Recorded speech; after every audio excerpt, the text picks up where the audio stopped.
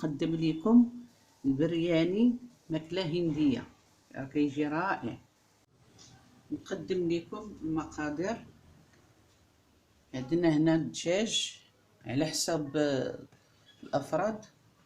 عندنا هنا 2 بصلات مشلضين، عندنا هنا الثوم، دانون مسوس، هنا التوابل، القرفة معلقة صغيرة، البزار راس المعلقة حيت حار، معلقة ديال سكينجبير صغيرة، حميرة معلقة صغيرة، الخرقوم عود معلقة صغيرة، الكمون معلقة صغيرة، السودانية الحارة راس المعلقة. عندنا هنا 2 مطيشات ولا 3 كبار مقردين، قزبر ومعدنوس مقرد، البصلة ما مشلضاش قطعة طويلة. عندنا هنايا ورقة سيدنا موسى، عويدة القرفة، القرنفل، حبات الهيل. هنايا توابل تاع الكاري ديال الدجاج. لا دابا غنبداو نلوحو المقادير. كتلوحو البصله على داك الدجاج اللي عندنا،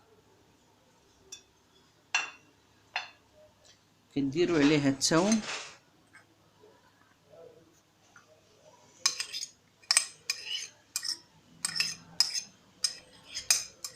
ديروا الثومه،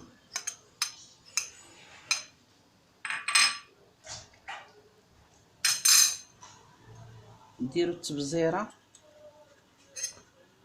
راه قلتها لكم،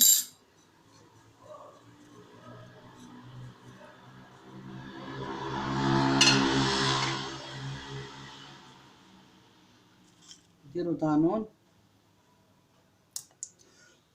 دانون مسوس طبيعي،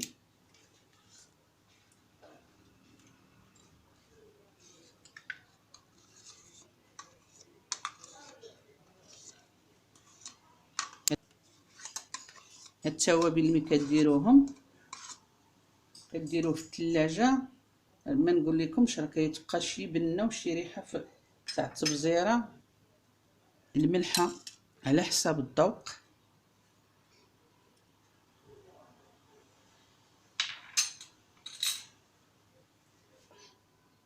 دابا غنديرو 2 وراقيت سيدنا موسى وعوية القرفة و2 حبات ديال الهيل و2 قرنفلات. ونسمات الدجاج اللي قلت لكم الكاري غديروا معلقه صغيره. عندك تكثروا تقولوا غنديروا 2 ولا هذا راه حار. ها نتوما هاد القدر اللي غديروا. دابا هاد التوابل اللي درنا غتشرملوه مع داك دانون ومع داك التوابل. راه ما نقول لكمش كي تجي الريحه.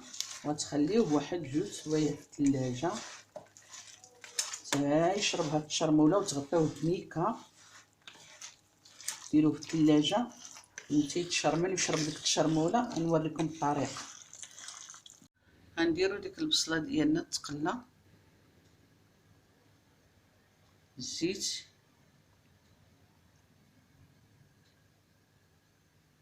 تيسخن الزيت، والزيت على حساب القياس هانتوما، ويسخن مزيان. ملي يسخن نوريكم الطريقه اش ديروا فيه. بعد ما سخن الزيت ديروا عليه ورقه سيدنا موسى، عود القرفه، 2 حبات الهيل و2 قرنفل. خليوهم يتقلاو ويشربوا ديك الزويته باش تيرخيو لكم البنه. دابا بعد ما رخات لنا البنه وديك لوغو ديالها في الزويته، ديك حبات الهيل، نرميو البصل ديالنا تقلى.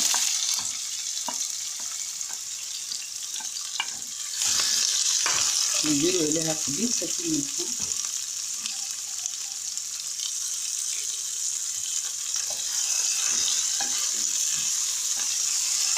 نبقاو نخليوها باش تحمر البصل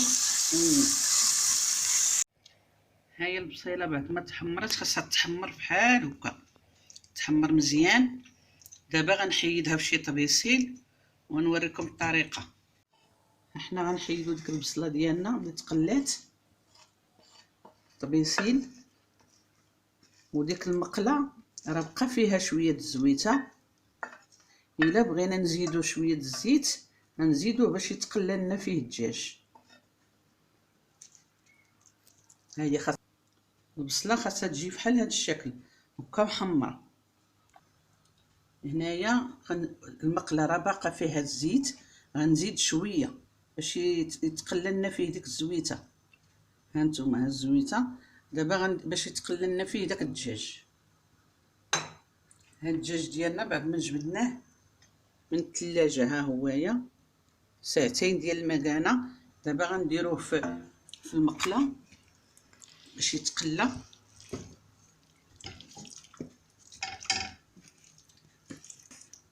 ها هو مداغمر بديك التشرموله ودانون وحبات الهيل والقرفه. دابا هاد الدجاج ديالنا ها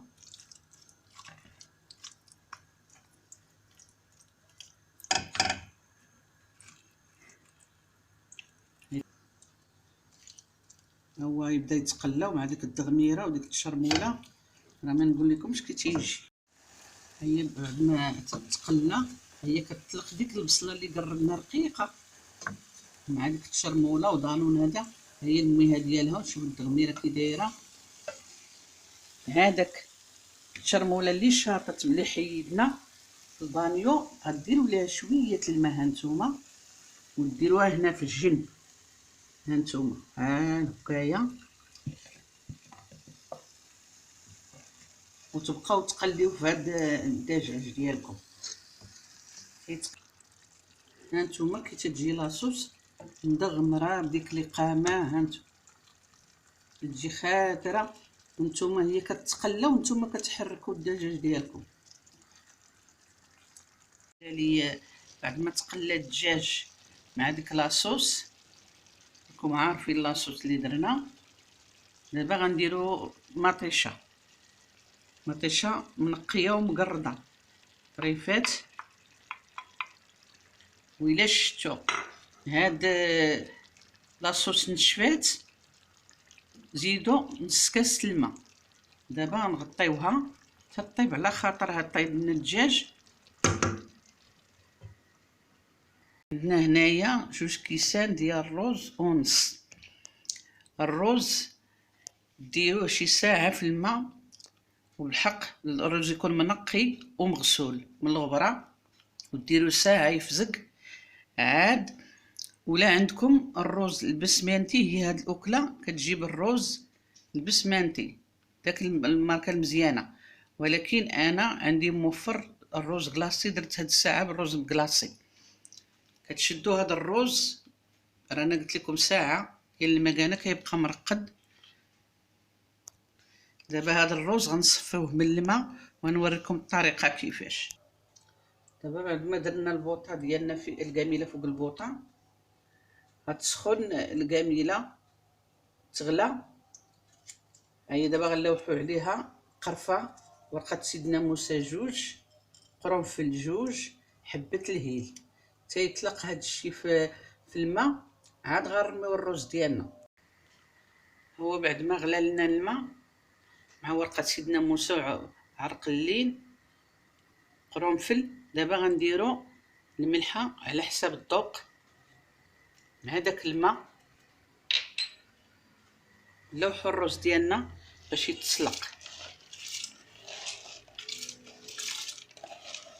يتسلق الرز وغنوريكم الطريقه كيفاش. دابا ها هو الرز ديالنا لوحناه غنخليوه يتسلق ونوريكم الطريقه النهائيه. ها هو بعد ما تسلق الرز غنصفيوه. هاد الدجاج ها هو طاب دغمر. غنوريكم الشكل النهائي. ها هو بعد ما طاب الرز وصفيناه هما كتحيدوا هاد القرفه وتحيدوا كلشي داكشي اللي طاب فيه تسلق فيه كنحيدوه. دابا الطريقه النهائيه تديروا في ديك الكميله. ها نتوما الورقه السيناموس حتى هما تحيدوا قرنفل كلشي. شدوا الكميله اللي طيبتوا فيها ولا اللي هذا عندكم، شدوا الرز وراه كيجي بحال مبوخ.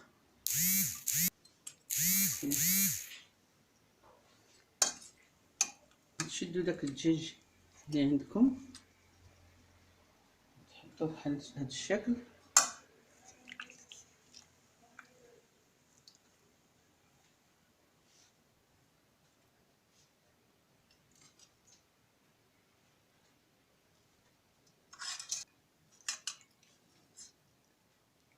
كتشدوا ديك المريقه كالدغميره كترشوها كامله بحال هكايا، ها هي كاع مرشوشه. شدوا داك البصل اللي تحمرت ديروها فوق الدجاج هكا على هذا الشكل.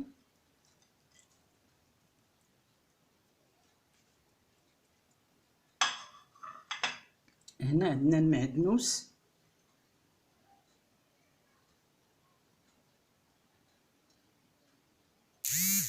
شوف بحال هكا.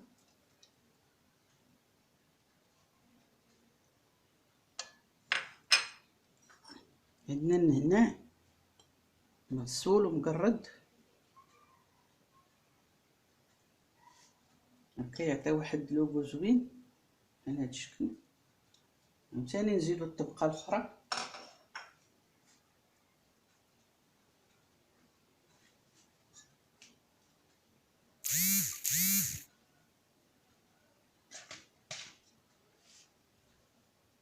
ها هي العويد ديال القرفه. نتوما كتقضيو ونتوما كتحيدوا.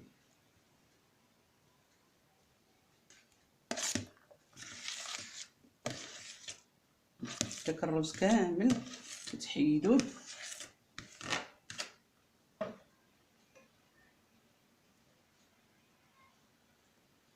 نتوما بحال هاد الشكل تتقادو.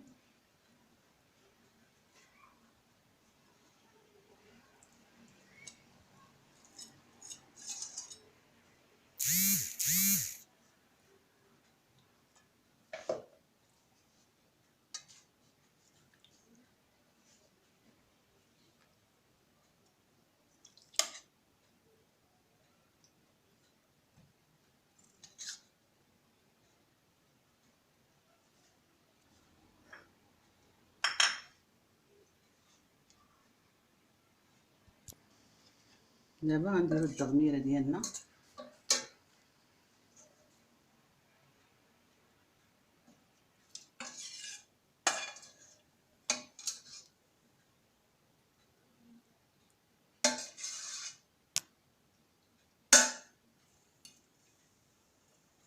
ديروا التغميره كامله ديالكم.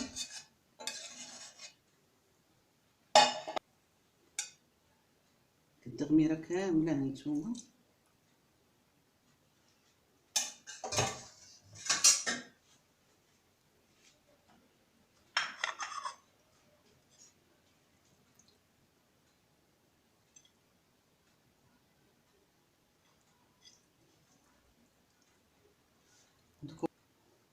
بعد ما درنا البصله والتغميره نديرو المعدنوس.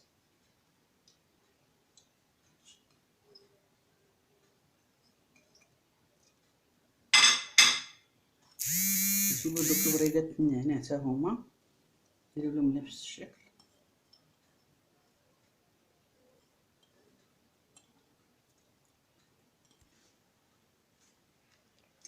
ها هو بعد ما قادين التشربوله ولا صوص الدجاج وداكشي كتجيو هاد القاعد ديال الزبده ديروا عليه الغلاقه، ديروه فوق البوطه تينشف داك الروز شويه ومهلوا البوطه. دابا بعد ما درنا ليه القاعط والغلاقه حطوه فوق البوطه غير بشويه بالعافيه مهيله باش يتبخر داك القزبر والنعناع.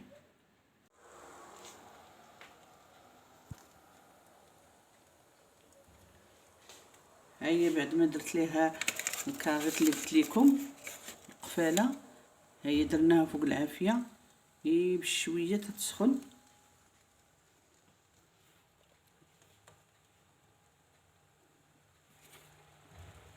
نتوما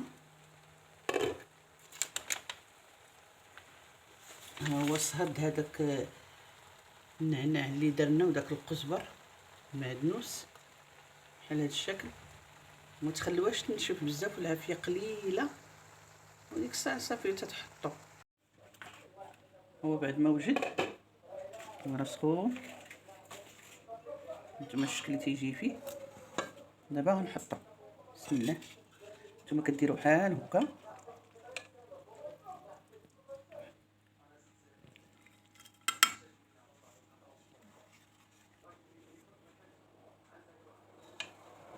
نتوما باش كيهز داك تهزوا الدجاج وتهزوا الرز.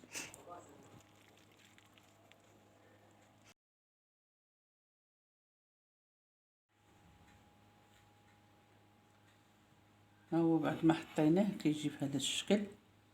تاكلوه بالصحه والراحه.